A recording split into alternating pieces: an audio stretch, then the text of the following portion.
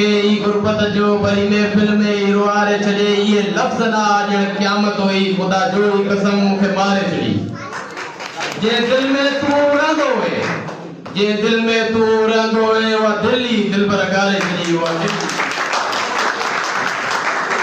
हाणे मां future talent academy जे शागिर्द ओशाक अली चांडियो साहब के गुजारिश कंदुसि त स्टेज ते अचनि पंहिंजी स्पीच पढ़नि वरी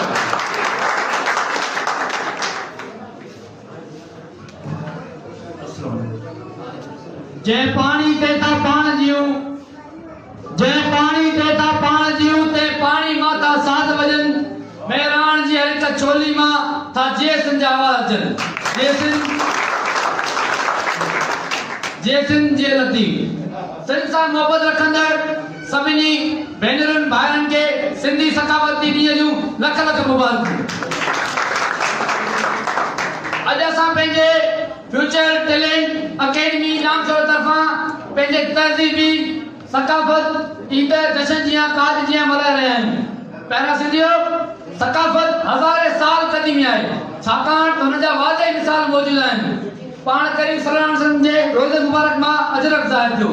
सिंध खे बाबे इस्लाम जो लक़ब ॾिनो वियो। मुअन जो दड़ो ठठे जी शाहजहान मस्जिद मक्की जो मकान वाज़े मिसाल मौजूद आहिनि।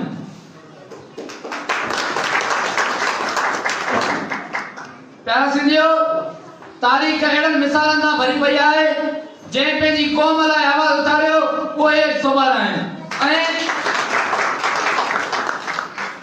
पंहिंजी क़ौम ऐं ॿियूं क़ौमूं में यादि कंदियूं आहिनि। सिंध में एकता सकाफ़त ॾींहुं मल्हाइण जो बुनियाद अली काज़ी विधो ऐं अॼु ताईं अल्हम्दुलिल्लाह मल्हाइजी पई अचे। हाणे मां ही शायदि ताईं पंहिंजी जॻह रखंदुसि त मुंहिंजी कागज़ कलम साण यारी अथई मुंहिंजी कागज़ कलम साण यारी अथई मुंहिंजा छेड़ा अंधेरनि सां जारी अथई मां वज़ीरनि नमीरनि जो चमचो न आहियां मां वज़ीरनि नमीरनि जो चमचो न आहियां मुंहिंजा साथारी मज़दूर यारी